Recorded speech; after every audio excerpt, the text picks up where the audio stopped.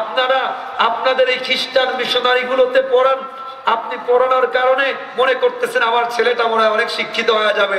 হ্যাঁ ভাই, আপনি ওই নুরানিতে পড়ায় মক্তবে বানান, হতে অধিক শিক্ষিত বানাইতে গিয়া খ্রিস্টান বানায় ফেলিয়েন না। কথা বলেন ঠিক কিনা বলেন?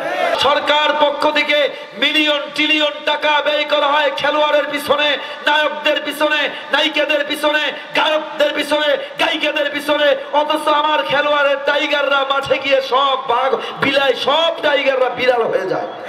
কথা কয় না ঠিক কিনা? কিন্তু আমার দেশের সোনার হাফেজে কোরআনরা, যাদের পিছনে সরকারের কোনো বাজেট নাই, যাদের পিছনে সরকারের কোনো বরাদ্দ নাই, 173টা দেশের ভিতরে, 180টা দেশের ভিতরে লাল সবুজের পতাকা সবচেয়ে বেশি উঁচু করে কোরআনের হাফেজরা। এদেরকে যদি টাইগারের সম্মান দেওয়া হয়, সাত খোলাবাসের সম্মান দেওয়া হয়, কোরআনের হাফেজদেরকে দেওয়া দরকার। কথা বলেন ঠিক কিনা? এই জন্য আল্লাহ তাআলা আমাদেরকে বুঝদান করুক, বলেন আমি। যাই হোক, এদিকে আমি যেমন আমি বলতেছিলাম, গোটা পৃথিবীতে সত্য কোরআন, খ্রিস্টান বলেন। এবার আপনাদেরকে আরেকটু সামনে গিয়ে বলি, এই পৃথিবীতে যত ধর্ম আছে সব ধর্ম তন্ত্র মন্ত্র বলে একমাত্র সত্য নবী মুহাম্মাদুর বলেন সাল্লাল্লাহু। আমি একজন ধর্মের ছাত্র, ধর্ম নিয়ে ঢুকলে বের হওয়া যাবে না, তারপরেও আপনাদেরকে শোনাই, কিছু কিছু শোনেন, অবাক হয়ে যাবেন। খ্রিস্টান ধর্মের সবচেয়ে পবিত্র গ্রন্থ গসপেল অফ জন, আওয়াজ হয়তো মাইকের যাবে, গসপেল অফ জন। খ্রিস্টানদের বাইবেলের অনেকগুলো লেখা আছে, তার ভিতরে গসপেল অফ জন 14 নম্বর অধ্যায় 16 নম্বর অনুচ্ছেদ, 14 নম্বর অধ্যায় 16 নম্বর অনুচ্ছেদে বাইবেলে লেখা আছে, নবী ঈসা বলছেন আমার পর একজন, আমি পিতার কাছে সাহায্য চাই, তিনি যেন একবার পর একজন সত্য নবী পাঠান, তার নাম আহমদ। সুবহানাল্লাহ। বলেন একমাত্র সত্য নবী, আওয়াজ দিয়ে মনে রাখবেন আজকের পরে, একমাত্র সত্য নবী মুহাম্মাদুর, জোরে বলেন সাল্লাল্লাহু। কোন ধর্ম থেকে বলতে বলেন? হিন্দু ধর্ম খোলেন, হিন্দু ধর্মের ডজন ডজন উদাহরণ দেওয়া আছে। হিন্দু ধর্মের ভিতরে ঋগ্বেদে বলা আছে, একং ব্রহ্ম দ্বিতীয়ং নাস্তি নেহ নাস্তি কিঞ্চন অল্লং জ্যেষ্ঠং শ্রেষ্ঠং পরমং ব্রহ্মণং অল্ল রাসূল মুহাম্মাদং রকং বরস্য ইসমিন্নং তীব্র ম্লেচ্ছ আচার্যেন সমান্বিত। চিৎকার দিয়ে বলেন আল্লাহু আকবার। হিন্দু ধর্মের কল্কি পুরাণ 1 নম্বর খণ্ড 15 নম্বর অধ্যায় 11 নম্বর মন্ত্রে বলা হচ্ছে, সর্বশেষ যিনি নবী হবে, নবীর নাম হবে নরসংসং চিদৃষ্টং মপসং সপ্রথস্তমং নরসংস।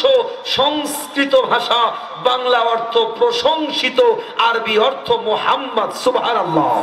হিন্দু ধর্মের কল্কি পুরাণ 1 নম্বর খণ্ড 15 নম্বর অধ্যায় 4 নম্বর মন্ত্র, সর্বশেষ যিনি নবী হবে, নবীর পিতার নাম হবে বিষ্ণুজ শশ গর্ব মাধন্তে বৈষ্ণবম।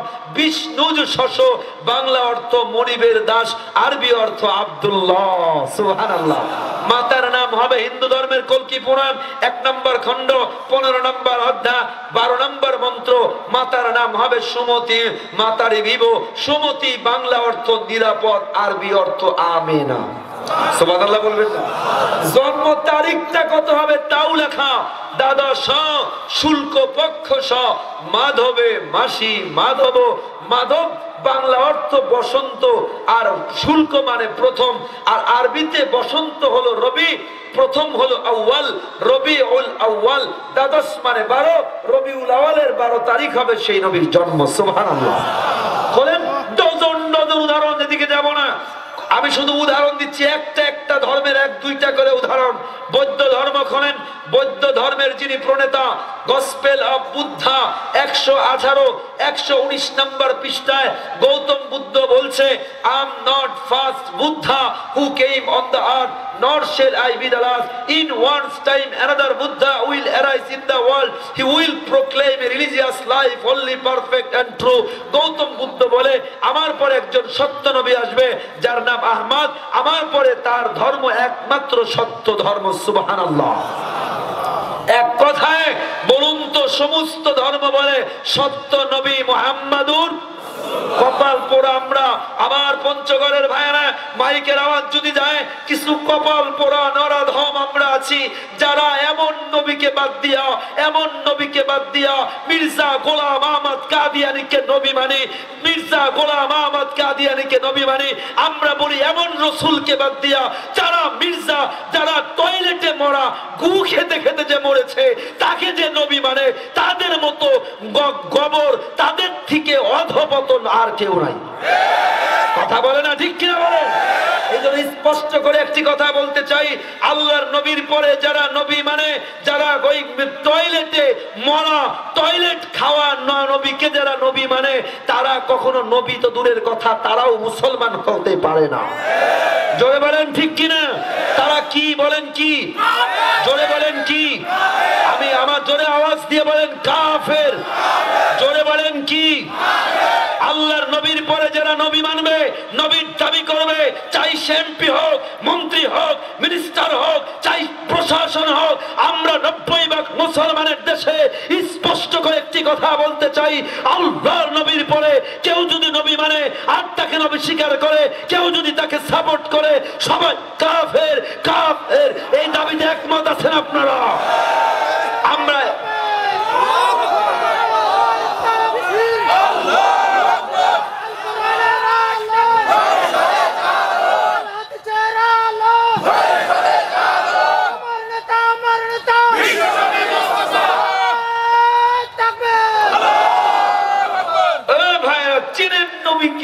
কি নবী, কারে কি মানেন?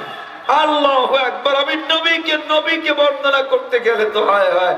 যার আপনি লন্ডনে একটি গেট আছে, লন্ডনের গেটের ভিতরে খ্রিস্টানরা লিখে রেখেছে, as a lawmaker, as a lawgiver, as a father, as a teacher, as a president, the prophet Muhammad is the superman of the whole world. আল্লাহু আকবার। জর্জ বার্নার্ড শ নাম করা একজন নাট্যকার, লেখক, গবেষক, সে লিখেছে গোটা বিশ্বটাকে যদি একটা দেশে পরিণত করা হয়, if a man like a Muhammad were to assume the dictatorship of this modern world, he can bring its much needed peace and happiness. গোটা বিশ্বটাকে যদি একটা দেশ বানানো হয়, ওই দেশের আদর্শ মুহাম্মাদের মতো একজন মানুষ যদি নেতা হয়, গোটা দেশে শান্তি আর রহমত দিয়ে পরিপূর্ণ হয়ে যাবে। আমার ভাইরা, আজকে আমি মাঝে মাঝে বলি এত কিছু পরিবর্তন চাই, অমুক দল, অমুক দল, তমুক দল, এই দলের পরিবর্তন দিয়ে লাভ নাই। দরকার আমাদের মানুষের নেতার পরিবর্তন, দরকার আমাদের মানুষের পরিবর্তন। কথা বলে না, ঠিক কিনা? যে এই দলই বলেন সব মুদ্রার এপিঠ আর ওপিঠ, কথা কয় না? কথা বলেন ঠিক কিনা? দরকার মানুষের পরিবর্তন হওয়া, আল্লাহর নবীর আদর্শে আদর্শিত হওয়া, আল্লাহর কোরআন সংসদে বাস্তবায়িত হওয়া দরকার আমাদের দেশের ভিতরে। আর আমরা কোন তন্ত্র মন্ত্র চাই না, আমাদের দেশের সংবিধান আল কোরআন চাই। কথা বলেন ঠিক কিনা? আমাদের দেশের বহু আমরা দেখেছি ডেমোক্রেসি, সোশিয়ালিজম দেখেছি, ক্যাপিটালিজম দেখেছি, সব দেখেছি। 53 বছরের ইতিহাসে আমরা শান্তি দেখি নাই, রহমত দেখি নাই। আমরা চাই আর যদি আন্দোলন হয়, এবারের আন্দোলন হবে আল্লাহর কোরআনের আন্দোলন, আল্লাহর নবীর ইসলামের আন্দোলন। এর জন্য যদি রক্ত দিতে হয়, জীবন দিতে হয়, রাজি আছেন পঞ্চগড়ের ভাইরা?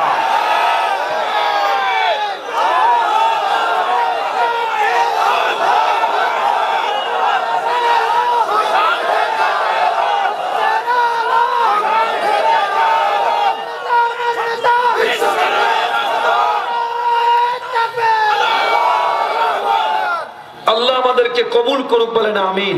আমি আমাদেরকে বুঝাইতে চাই আমার ভাইরা, পঞ্চগড়ের ভাইরা, সময় দেখতে দেখতে আপনাদের কষ্ট হচ্ছে না তো? তারপরে অনেক রাত হয়েছে।